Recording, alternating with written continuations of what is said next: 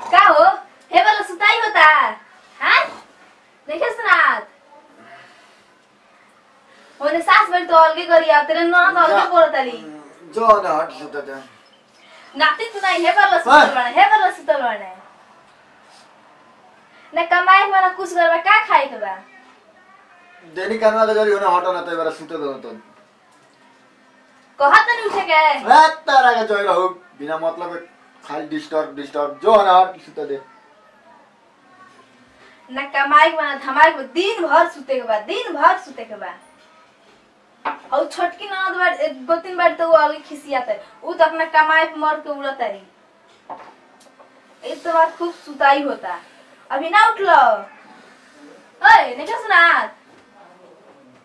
ई कौन सुते के बेरा कमाई के नहीं खे घेवड़ा कहाँ जाई कोण नहीं करे मेरा दिमाग खराब कर ले बड़ी बिना मतलब का लागे चिड़ाए कोनो काम में सुते ना दिए दिन भर एगो हरा थकान भइल रहता 2 साल बियाह भइले भाई कुछ कइला बड़ा आज तक ले का करी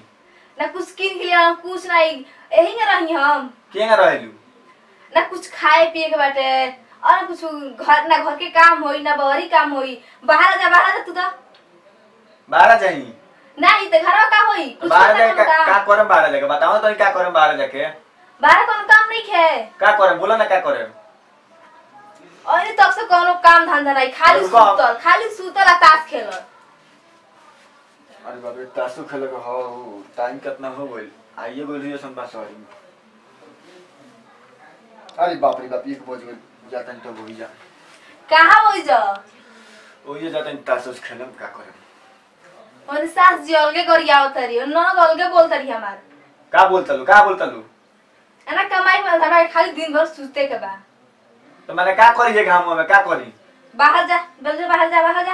बाहर घर कोनो काम नहीं है बाहर जल्दी कहां बाहर गई कोनो काम ना करनी बाहर जाके कौन काम करे बताओ तो नहीं हमरा से कोनो काम नहीं है बाहर में कौन काम बा बिना मतलब के लागेली चिल्लाए कोनो काम में एगो काम अब का हम कोई ताशो खेले अब जाए के बा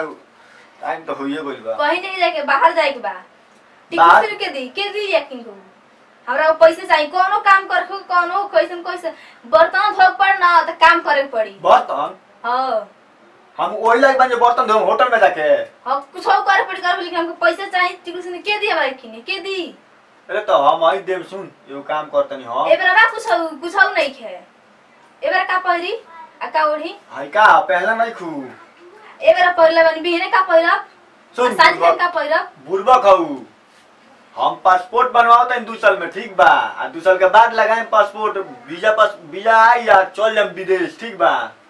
2 साल के बाद हां नहीं के जरूरी काले जाए बा त काले जाए बा नहीं के तू घर है भेजा साफ खा गली में रारू सुतला में हमर दिमाग बा दिन भर सुते रह त का ठुसब घेवड़ा उ घेवड़ा सासे के लगावल उहो ना दिए बनावे खाती हम ताकन उ ढेर मत बतियावा घेवड़ा कहत है चुपचाप बिना बाहर से जब चल जाएगा बा केंगा चल जाई ना किराया बना भाड़ा बा केंगा हम जाए बाहर दिन भर सुतल से किराया भरा जाई कौन से उजवास कर भी 2-3 महीना में रुको तब 2-3 महीना का खाई का घेवड़ा उठुस बा उ ना मिली उ सासू जी के लगावल हवे उहो ना देहब तो ढेर टेंशन मत ले कमाए धमाए के टेंशन मत ले चल तोरा के नहियर चौपाई तन 2 साल होई जा रही है खई हम त केने केहुन खा ले ए खातिर बियाह वाला दिन नहियर रहब ए त 2 साल के बात बा 2 साल के बाद पासपोर्ट ना बन जाई हमार हम कहत नहीं खी हम ना जाए यही से रह अपना ससुराल हम नहियर काहे जाए काहे खातिर त के तारा समय फांस रह हम जाई नहीं घर अरे तो नहियर में ना रही स मेहरा रू ना हम नहियर 2 साल ना रहब ओई जा पहुंचा देम तोरा के ओई जा रही 2 साल हम ना जा हम कह देनी ना भी नहीं जाए पड़ी त हमरा से बाउर केहू ना होई तो पागलवा दे बहुत तन सुते दे 1 घंटा के बाद बतियो सुते के नहीं खे एक बार हम नींद में मानी ठीक बा चलो उठा जल्दी उठा की कर सुते के तो के दिन भर थरे खा के सुत रहत न दिन भर ई कौन है तेरे नोचे का पूरा की कर सुते के हट हम खा लिया किस उखाड़म ना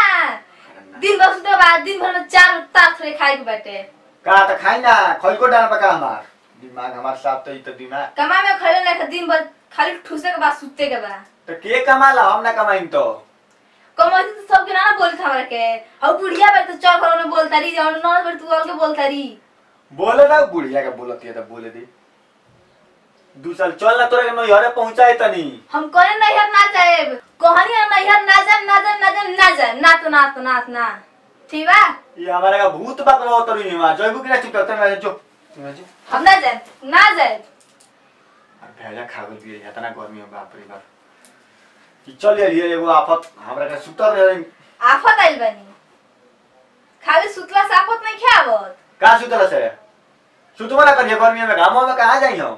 काम करे जाई काम करे कहां काम कर जाई रे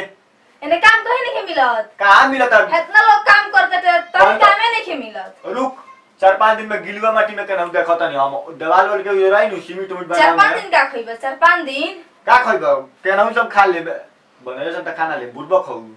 कुछ हो नहीं खे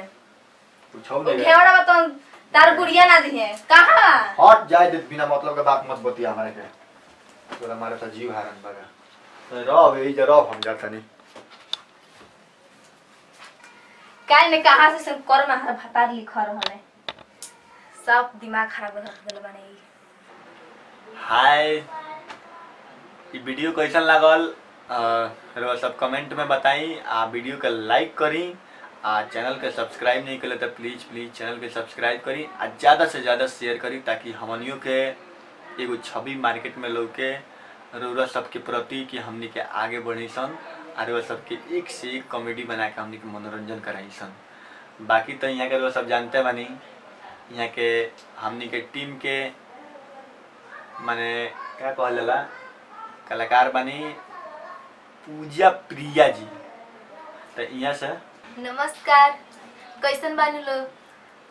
अगर हमनी की वीडियो अच्छा लागल तो ज्यादा से ज्यादा शेयर करी लो और लाइक करी लो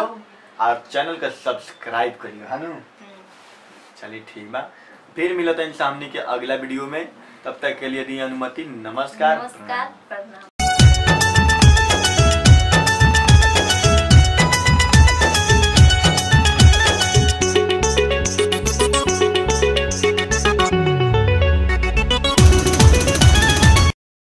मतलब सीधा लो हट सुते दो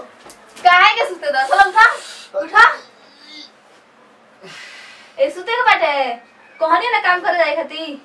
हय देखा तो मार तलाक देना होगा ई कौन बात होले पूरा रुक घीचो तरू हमसो तरू हंस